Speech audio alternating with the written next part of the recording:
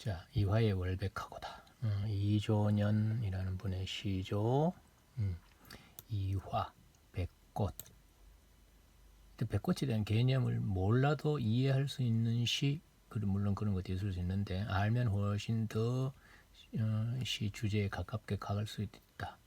백꽃은 봄에 핀다. 봄에 핀다. 일단은 계절적 배경이 하나 나오는구나. 백꽃은 흰색이 꽃이다. 그럼 이것은 시각적 이미지가 나타나는구나. 백꽃이 봄에 핀다. 우리 계랑의 시죠. 이화우 흩날릴제 이럴 때 이화. 이거는 아주 꽃이 작은 꽃이겠구나. 작은 꽃이 그 빗방울처럼 막 바람에 날려간다. 이화야. 이화에 월백하고 그랬다. 월백하고 월백. 달이 희다. 달월 흰백이니까 달이 희다. 그래, 희다. 달이 희다. 라고도 할 수 있어. 김병년이라는 분이 한시에 보면은 뭐 월백, 설백, 천지백, 달도 희고 눈도 희고 세상이 다 희다. 뭐 이렇게 할 때는 희다. 그것도 맞고 이미지상 우리는 밝은 걸 흰색으로 이해하는 경우가 많이 있으니까 이거는 이제 밝다, 훤하다, 우리가 백주, 백일하에 드러난다. 뭐 이렇게 이야기할 때의 그 백자로 보면은 날이 아주 훤하게 밝다 이런 의미입니다. 다 여기는 월백이니까 달이 훤하게 밝다. 그러면 이화의 월백하고라는 것은 어떤 뜻으로 해석해야 될까? 백꽃에 달이 밝고, 백꽃에 달이 밝고, 백꽃이 하얗게 피었는데 달이 훤하게 밝아. 그럼 백꽃이 더욱 희게 보이겠네. 제? 백꽃이 더욱 희게 보여. 아니면 백꽃이 하얗게 피어 있는데 달이 뜨니까 달빛이 하얀 색깔처럼 느껴져. 네, 이렇게 두 가지 이미지로 우리는 이해를 할 수 있겠습니다. 그다음에 은한으로 한번 가보자. 은한. 은이 실버야. 은한.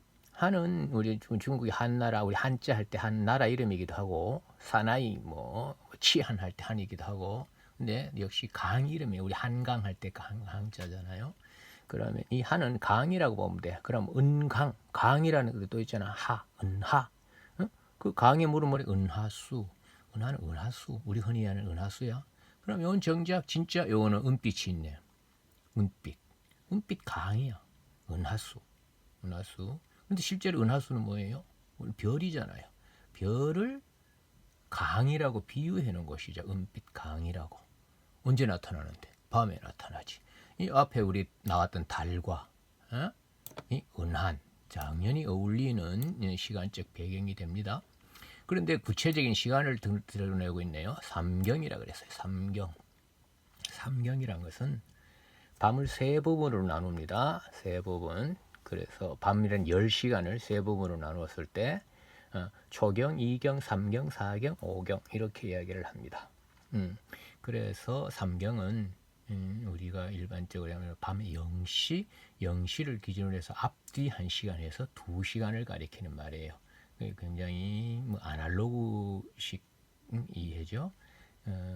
그래서 2시간 정도를 그냥 삼경이라고 합니다. 그럼 밤 11시도 삼경이고 새로 1시도 삼경이야. 그렇게 길게 합쳐서 삼경이 하는데 어쨌건 이거는 한밤중이다. 밤중이라는 시간이야. 그럼 밤중이라는 시간이 굉장히 중요할 수 있어요. 왜? 그때까지 안 자고 뭐해? 공부하지. 그래, 공부를 한다? 공부하느라고 앉았으면 괜찮은데 공부가 아니라 잠을 못 이룰 일이 있었다. 뭐 질병일 수도 있고 아니면 누군가를 굉장히 그리워한다든지 걱정거리가 많다든지 하는 그런 시간적 배경으로서 굉장히 중요해지는 거예요. 자, 그럼 우리 이 초장을 다 하나 읽어볼까? 이화의 월백하고 은한이 삼경인데 그래서 백꽃이 훤하게 피어 있는데 달마저 훤하게 밝아. 근데 보니 하늘을 쳐다보니 은하수가 아주 방향이 저 한밤중에 있는 은하수 같이 시간이 많이 흘렀어. 그러고 보니 한밤중이구나. 그런데 나는 왜 잠을 못 이루지? 자, 이런 이화가 있는 이화의 공간, 백꽃이 피어 있는 공간이라는 것과 달 밝고 은하수가 아주 밝게 있는 그런 한밤중이라는 시간과 공간이 화자의 그 정서를 환기시켜준다. 없던 걱정도 생기고 없던 사랑하는 마음도 생기고 없던 그리움도 생겨나는 그런 화자의 정서를 불러일으키는 그런 시간과 공간이 되겠네요. 자, 그 다음 일지춘심으로 들어간다. 중장의 일지춘심. 자, 이거는 이제 어떻게 보냐에 따라 여러 가지 달라질 수가 있는데, 일지춘심을 일단 일지와 춘심을 띄우자. 그럼 일지는 뭐냐면은 하나의 나뭇가지, 나뭇가지 하나, 한 가지, 이런 말이 되겠지. 한 가지, 한 가닥 이렇게 해도 되겠네. 한 가닥. 춘심은 봄의 마음이야. 봄의 마음. 어떤 그 인터넷 강의 하나 보니까 이 춘심을 춘자를 계절적 배경이라고 이야기를 하는데, 그래 생각하면은 글쎄 좀 이상할 수 있어요. 그 봄마음이란, 이때 봄마음이란 것은 뭐냐면 한겨울에 움츠리고 있다가 봄이 되니까 모든 생명체가 소생을 하는 계절이야. 그러면 꽃은 막 피어나려고 그래. 새싹이 돋아서 꽃을 피워서 번식을 해야 되고, 동물은 번식을 해야 돼. 후손을. 그래서 이 봄의 마음이란 것은 뭐랄까, 어떤 이성을 그리워하는 마음, 혹은 생식의 본능을 막 자극하는 계절, 이런 것이 돼요. 그래서 춘심이란 것은 춘심, 봄마음, 춘정 이런 거하고도 연관이 돼요. 그 김유정의 봄봄이라는 작품, 결혼시켜줘, 빨리 성리해줘, 빨리 결혼시켜줘 하는 마음, 그런 마음, 그게 춘심이란 말이야. 그러면 이게 계절하고는 직접적으로 연관이 없는 건 아니지만 계절적 배경을 알려준다고 이야기하면 안 되겠지. 그런데 또 이런 것도 있어. 일지춘. 일지춘이라는 말이 또 있어. 한 가지의 봄. 한 나뭇가지 한 가지가 봄임을 알려준다라는 뜻이지. 그래서 일지춘이라는 것은 뭐냐 하면 매실나무. 매화 알죠? 매실이 열리는 나무, 매실나무 하는 게 맞겠지. 매화나무라기보다 그 나무를 가리키는 말이 돼요. 그러면 일지춘, 매화나무의 마음은 뭘까? 매화는 언제 피는데? 이름 보면 눈 속에서 핀다 해서 설중매라 그랬잖아. 그러면 그 눈은 뭔데? 그 고난과 시련과 역경이야. 고난, 시련, 역경을 이겨내고 봄에 피는 꽃이거든. 그러면 이게 만약에 그 화자가 정치인이다. 어째서 핍박받는 정치인이다. 뭐 유배를 갔다, 귀양을 갔다라는 정치인이라면은 그런 역경과 고난, 시련 속에서도 임금을 사모하는 마음, 임금을 그리워하는 마음, 충성심은 변함없이 가지고 있었다. 일지춘심인 그것일 수도 있고, 또는 그냥 춘심에다가 초점을 맞추면, 춘심 아까 말대로 내가 이성을 그리워하는 마음, 임을 그리워하는 마음, 임을 그리워하는 한 가닥, 임을 그리워하는 마음, 이런 것이요. 자, 그것을 자규야 알려면 자규. 자규는 우리가 잘 아는 서적세. 서적세를 부르는 말이 여러 가지가 있지. 자규, 그 총나라의 마지막 황제가 망제, 이름이 두우인데, 두우가 총나라로 돌아가는 길에서 귀촉도하고도 관련이 있고, 망제혼이라고도 하고, 우리가 서정주 시에 귀촉도 있잖아요. 귀촉도. 왜 귀촉도를 했을까? 우리가 서적세라고도 하고 귀촉도라고도 부르는데, 이 새 소리에 귀촉도 이렇게 들린다, 그지? 아니면 서적다 이렇게 울리는 모양이지. 그 새다 말이야. 그럼 이 새는 야행성이거든. 낮에는 보기가 어렵단 말이야. 고려 시대 분인데 이재현이라는 분의 시 중에 제목이 산거지 싶은데, 그 시에 보면 워낙 자기가 깊은 골짜기에 들어가 살다 보니까 대낮인데도 서적새가 운다라고 하는 구절이 있어요. 그러니까 야행성이라는 것을 보여주는 거지. 왜 우리 월백, 은한, 삼경 이거 다 서적새잖아요. 밤중을 말하잖아요. 그 자규도 야행성이라서 그 시간적 배경과 연관이 된다. 그러면 밤에 그 새를 우리가 눈으로 볼 수 있는 건 아니니까 어떻게? 그 새의 소리를 듣겠지. 자기가 서쩍다라고 울든지, 아니면 귀축도라고 우는 그 새 소리를 듣고 있어서 이 부분에 우리가 청각적 이미지를 느낄 수 있습니다. 그런데 이 자규가 알겠는가마는 그랬어요. 자규가 운단 말이야. 우는 것은 슬픔 때문에 울겠지. 또 다른 이유도 물론 있겠지만은, 그래서 내 심정하고 저 자규하고가 같은 건 아니에요. 자규가 울고 있어. 근데 내 마음을 자기 지가 알겠나? 모른다는 거지. 그리고 같은지 다른지 몰라. 그 지는 모르겠지 해서 지나 내나 뭔가 좀 비슷한 마음일 수도 있어. 그래서 동병상련이 대상이라고도 할 수 있고, 또는 이 자기가 우니까 내 마음도 울고 싶어지는 마음이거든. 그래서 어떤 감정이 이입된 소재라고도 해석할 수 있겠습니다. 알겠는가 마는 것을 잘 모를 거야. 자기가 어찌 알겠노? 잘 모를 거야 라고 이야기를 하고 있어요. 그다음 다정도 병인양하여 잠 못 들어 하노라 해서 다정.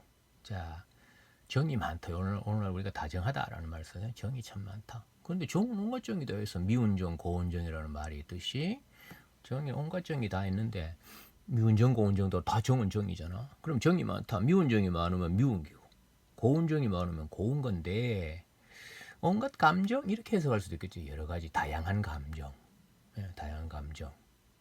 그렇게 일단 온갖 생각이 다 난다는 거야. 밉기도 하고, 또 사랑하기도 하고 여러 가지가 있는데 어쨌거나 이거는 이제 다정을 일단은 오늘날 우리가 일반적으로 얘기할 다정은 긍정적 요소라고 봅시다. 정이 많다고 보고 그러면 이제 그게 병이야. 병은 부정적인 거잖아. 병이 좋은 병은 없거든. 병이냐 그게 병 같아. 정이 많은 것도 병이다. 그러면 이 다정한 것과 이 병을 우리가 서로 대조적 대비되는 어떤 요소로 일단 이해를 합시다. 그래서 정이 많은 것도 오히려 병이네 이렇게 생각하는 거예요. 그렇죠? 자연을 너무 사랑하면 천석고황이 되잖아. 천석고황. 임을 너무 사랑해서 병에 걸려서 상사병이에요. 원인은 너무나 좋은 건데 결과는 부정적으로 나타나 있어요.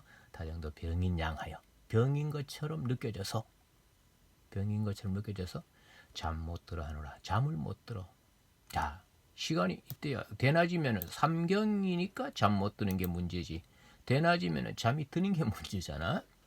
그래서 잠 못 들어 하노라라는 것은 이 밤중까지 내가 잠을 못 이루고 있다라는 거예요. 그러면 우리가 이 춘심을 임을 그리워하는 마음이라고 본다든지 아니면 일지춘이라고 생각을 하고 일지춘심이라고 해서 임금에 대한 그림이라고 하든 어쨌거나 잠을 못 이루고 있는 화자의 우리는 정서를 짐작해 볼 수 있어요. 잠을 못 들어 하는 것은 너무나 미워서 잠이 못 드는 것일 수도 있겠지만 너무나 그리워서 잠을 못 드는 것일 수도 있지 않겠는가. 그렇게 여러 가지로 해석이 가능한 작품이 되겠습니다. 자, 그래서 전체적인 분위기를 우리가 무슨 이 다정이라는 말 가지고 이 글의 제목을 다정가라고도 하고 뭐 그렇게 이야기를 하는데 글쎄 복에 따라서 달라질 수 있다.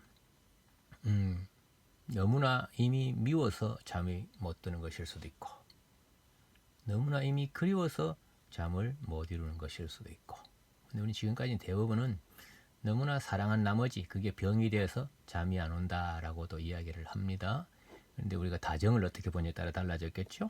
그리고 일지춘심을 어떻게 해석하냐에 따라 달라지겠고 어떻게 해석하냐에 따라서 자규도 이게 동병상련이 될 수도 있고 아니면 그냥 단순한 객관적 상관물이기만 하고 감정이입까지는 아닐 수도 있겠고 다양한 해석이 가능해진다라는 거예요. 작품을 어느 하나로 딱 정리해서 외워버리는 방식으로 본다면 쉽겠지만 그런데 이 작품은 그렇게 단순하게 보고 말 작품은 아닌 것 같습니다. 자, 전체 한번 해석하고 마칠게. 이화에 월백하고 은하니 상경이 이제 백꽃이 하얗게 피어 있는데 달이 훤하게 비추고 있고 하늘을 보니 은하수가 밤중이야. 그런데 임을 그리워하는 마음 한 가닥 임을 그리워하는 마음 내가 임을 그리워하는 마음을 자규적이 알겠는가? 지는 모르지. 지가 울고 있지만 지가 알겠나? 그런데 다정도 병이냐 해요. 이 정이 많은 것도 병인 것처럼 생각돼서 잠이 안 와. 잠을 못 들어 하는구나. 이랬어요.